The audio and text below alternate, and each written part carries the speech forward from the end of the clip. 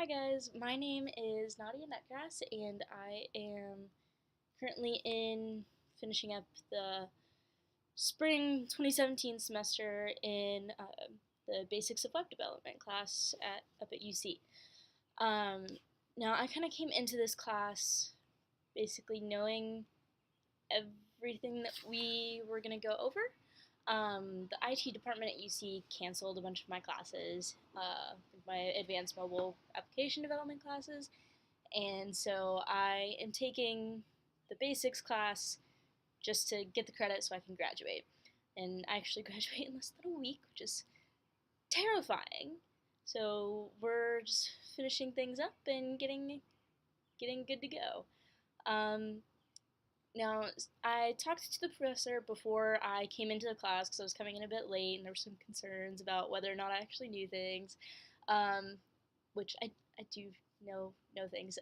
So for the class, instead of doing project milestones, I'm just kind of creating this video for you guys so that you can kind of get an idea of how I got into web development and what I'm kind of doing to keep learning as I am doing work in web development, and how I got my freelance career started and what I've been doing since I'm graduating to find jobs. So yeah, that's what we're gonna kind of go over in this video. Hope you like it. But yeah, so I kind of stumbled into web development by accident. It was not something that I intentionally went to school for. I came into UC in the electronic media program over at UC, and I was kind of thinking that video production was something that I liked to do, something that I was interested in, and maybe graphic design. It's like I'm not particularly artistically talented. I don't think that I would be great with artistic design, so I'm going to go video production. Within the first semester, I quickly decided that video production sucked, and I hated it, and I was very bad at it.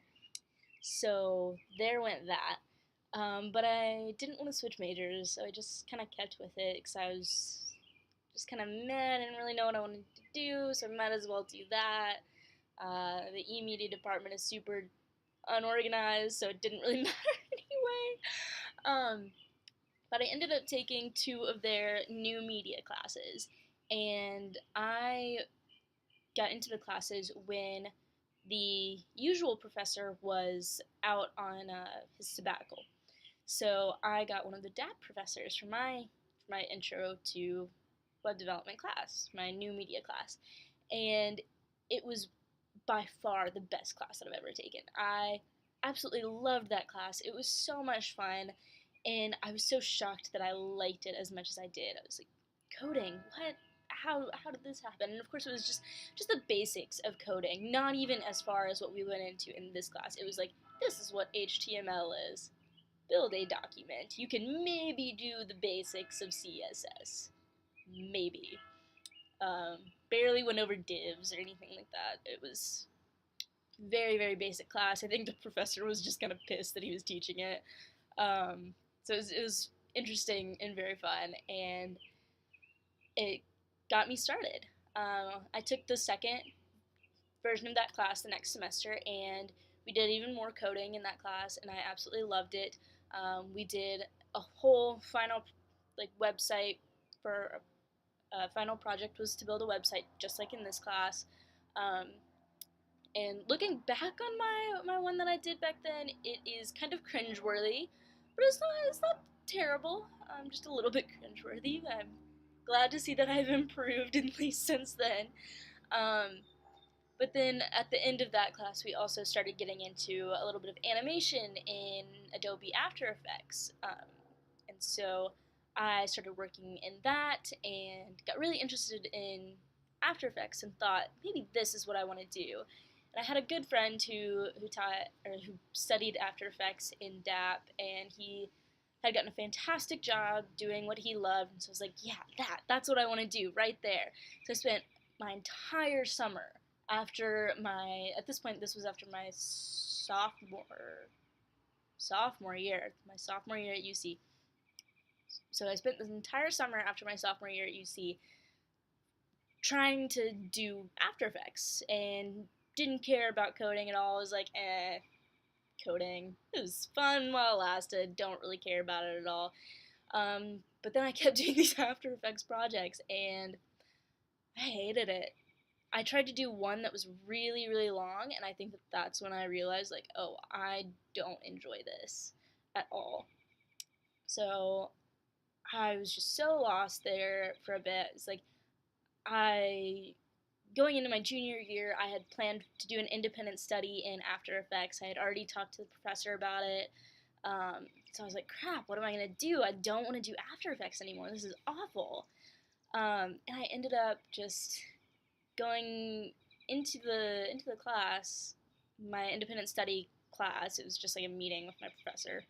And I told him, I basically said, look, I don't really want to do After Effects anymore. And he was like, yeah, I kind of figured. And I was like, oh, okay, great. Now what? He's like, well, you're going to do websites again. I am? Okay, sure, I'll do websites again. So I just this is when I got started, really. That first independent study with this professor, and it's Professor Lakshmi Tirumala in the e-media department. He is absolutely fantastic, and I adore this man. If you ever have him, he will help you with anything that you need. Independent studies with him are very fun. You basically just go and sit in his office and gossip all day. It's great. But so we decided that I was going to pick a topic and design a website on it, and then build it. And so I picked. I'm a rock climber. I love climbing. I worked at UC's climbing wall for a long time, so I just picked this climber that I knew who had a horrible website, absolutely awful, and I completely redesigned her website. And I'm really proud of how it turned out. I thought it looked really cool. And I had started building it, just doing all of the code, basic code for it, when I got a new job at Climb Time of Blue Ash. And this is a great job for me, working at a climbing gym. I absolutely loved it. It was so much fun. Just being around climbers all the time is perfect for me. But what really sealed the deal for them in hiring me was the fact that I could build websites. And one of my good friends that worked there told them that I could build websites. He had never seen a website that I built. There was really only one out there at the time, but he knew that it was something I was interested in. He put in such a great recommendation for me. He basically hounded his boss to give me a job, and I can never ever thank him enough for that, because they hired me on the spot. Within one day of my applying, they hired me, and when I met with the owner of Climb Time, she asked me to redo their website. This website stole a little bit of my soul. It was the first website that I've ever completed for a client, and it was terrifying. I didn't know how to timeline anything. I didn't know how to really communicate with a client, how to make things easy for them to get access to and whatnot. But it all worked out really well in the end. I spent all of the fall semester, this past semester for me, coding Climb Time's website. I did all of the photography for it. I did all of the editing, all of the copyright, everything. That website is my baby, and I absolutely love it. And I'm so proud of how it turned out. And I've gotten a lot of compliments on it since then. And it is the biggest project that I've accomplished since then, or not really accomplished, but since I've done, because I completely hard coded that website. Everything I coded on my own, all in one go, and it was a lot. It was a lot to do. After Climb Time's website, I knew for sure that coding was what I wanted to do. I had spent months working on that project, and it was something that I would go to the coffee shop and I would start coding, and 8 hours would go by and I wouldn't even notice. I fell in love with coding because of that website, and I just love it so much because of that. Um, And it was what really got me started, and it was absolutely fantastic.